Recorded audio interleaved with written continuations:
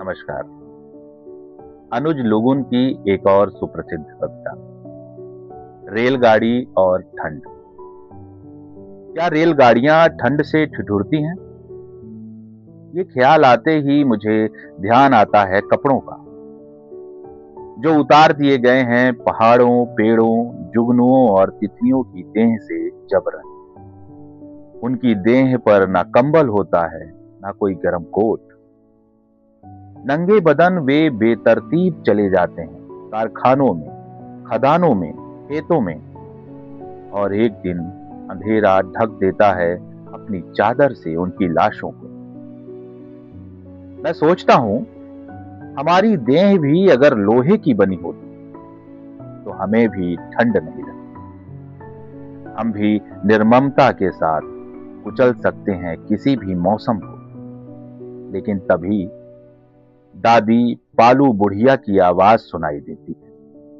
कहती है कि उम्र भर बुनकरी करने के बाद भी वह नहीं चाहती अपने बच्चों की देह को बनाना रेलगाड़ी की तरह।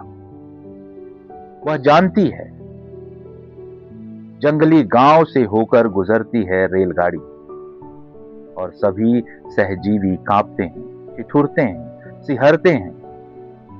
शायद रेलगाड़ियों को ठंड नहीं लगती, वे लोहे की बनी होती हैं। खदानों से निकलती हैं रेलगाड़ी, धान के खेतों से गुजरती है रेलगाड़ी, हॉर्न बजाते हुए मालिक बनकर निकलती है रेलगाड़ी, जमाखोर होकर निकलती है रेलगाड़ी। और गांव के श्रमिक जन कोलाहल में खुद को समेटते हुए पीट रहे होते हैं नगाड़े।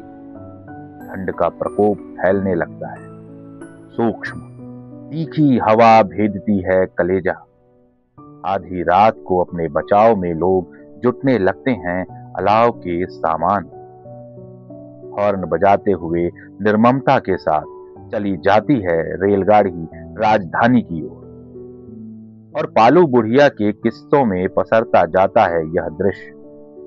खेती के दिनों में उसकी बेतरा में नवजात बच्चा समझ रहा होता है रेलगाड़ी और ठंड का मतलब।